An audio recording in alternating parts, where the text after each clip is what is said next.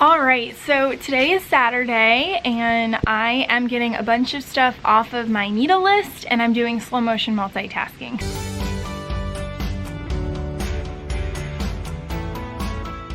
So what that means, a needle list is just like 5 to maybe 15-minute tasks that are just on your list and they're always in the back of your brain and they're bothering you, but you just, you know, when you're in the workflow and stuff, you just never get them done, right? Like they're never the top of the list because they're not urgent, but they're stuff that just bothers you.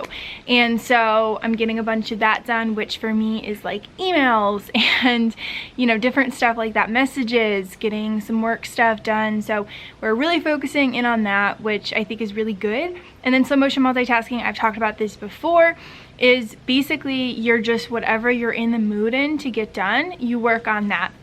And it's not super fast. It's not like every minute you're working on something different. It's like, okay, you know, for maybe 10 or 15 or 20 minutes, I'm feeling this, so I'm working on this. And then when I'm done that, what do I want to work on next? What is, like, basically being in tune with your body and listening to what it wants to do and what it's in the mood to do because it's a weekend.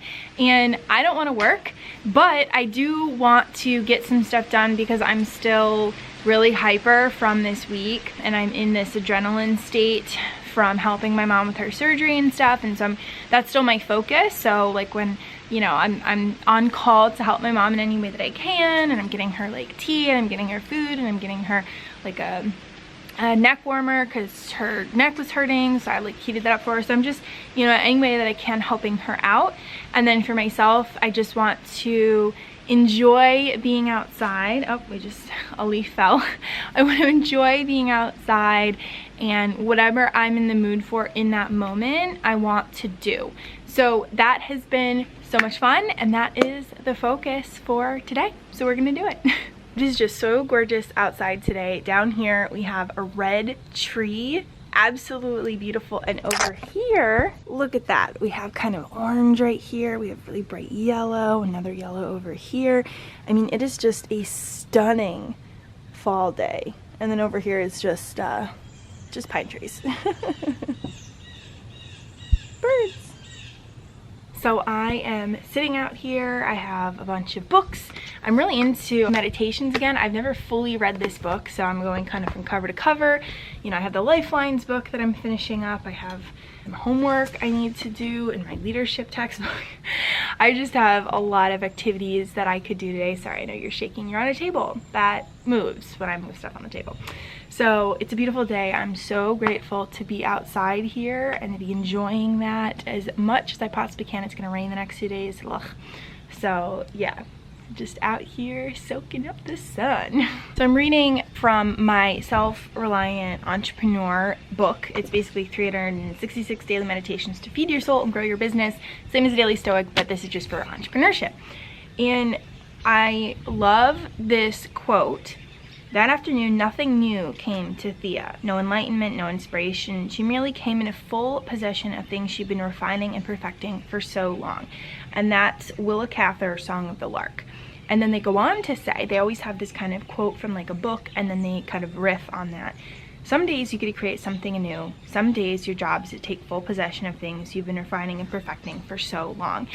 And I've never thought of it in that way before. Usually I'm just frustrated if I'm not growing or if I'm not creating or if I'm not, you know, feeling in that certain space. And this book, like this thought is just saying, sometimes you create new things, but sometimes you just are coming into full possession of what you've been working on for so long and refining and perfecting, as they said.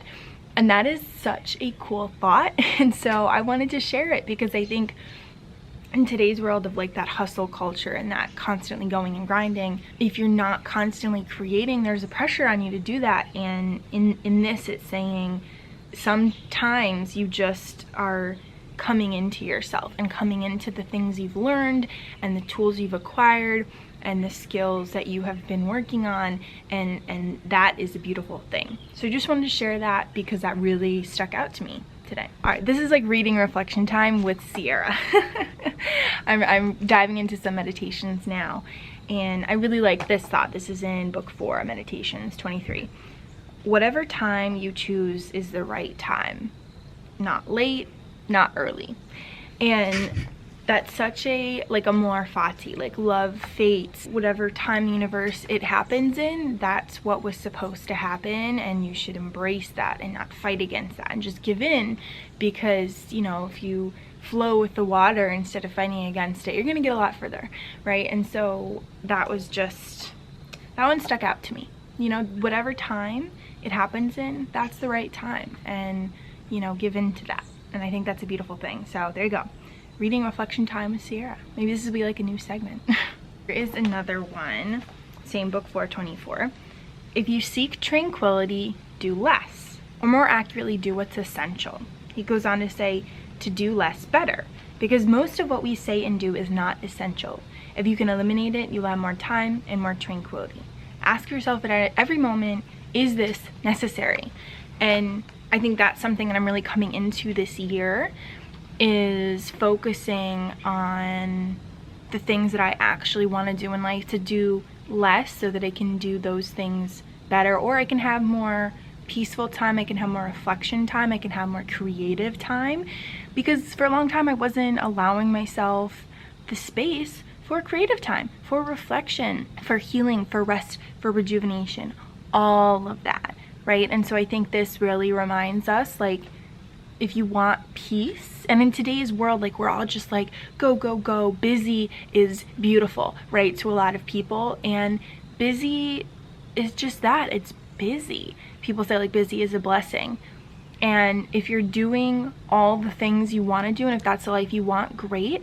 But if you're anxious, if you're overwhelmed, if you're not focused on the things that you actually want to be focused on, family or friends or, you know, X, Y, and Z, then I think it's important to rethink. And I think it's also important to have moments for silence and moments for reflection and for free thinking time, and making sure that you're not just always going, because our brains aren't built for that. We're not built for technology that is constantly firing in our brains like stimulation. That's not normal for us. And I think, you know, it's much easier to burn out in that way, and we're having a whole, like, culture of burnout. That's just where people get to, is they're so stressed and overwhelmed that happens, and that didn't used to happen. And so I think that it's a time of reckoning, and a time where people are coming back to stillness and tranquility and peace in their minds and souls. But that's also a privilege, right? Like, a lot of people are just trying to survive, and this is what we're talking about, is more that thriving place, and that's hard, you know, for a lot of people who are just trying to survive. So I think these are just, you know, interesting things to think about, especially because this book was written, you know, thousands of years ago, and we get to take this ancient wisdom and apply it to today's age. And I think that that's a really cool thing, that it transcends time. So Marcus Aurelius talks a lot about being poor, and he doesn't talk about it in terms of not having money. He says requiring others, not having the necessities of life in one's own possession.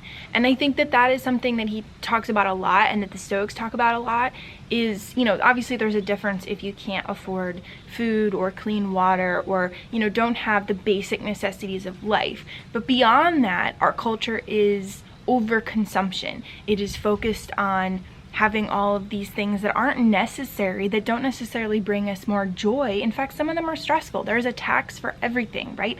Ryan Holiday talks a lot about, like, if you have this really fancy car that's like a $1 million car, you're constantly stressed that you're gonna scratch it, or that there's gonna be an accident, or you don't want people to bring in their muddy shoes, right? Like, that's a stressor now. Versus if you have like a $20,000 car that can get beat up, it's a working car. That's what a car is for. It's a tool. It's not a status symbol, because there's a lot of pressure on that, and it just adds stress. And that's the same for, I think, any like luxuries. It just adds things into our life that we don't necessarily need. And so I think that definition of being poor, because even if you don't have a lot of money, you can be rich in so many ways. You can be rich in happiness, you can be rich in community, you can be rich in, you know, joy and enjoying the moment and being present. And a lot of people who are rich in society's terms, if they have a lot of money, don't have those things. They're poor in happiness, they're poor, you know. And so I think that's a really interesting way of thinking about it, and it can make a lot of us happy that, you know, do have everything we need. We are just told by society you constantly need more, and that's not the case. So I think this is it for me for meditations today. I just like to do a little tiny bit, a little dip into meditations, a couple, like maybe 2 pages, because you know 2 pages has like a lot of little wisdom things, like all of that. Sorry, there was a bug. All of that was from 2 pages, and it gives you so much to think about going into your day. So now it's time to read lifelines.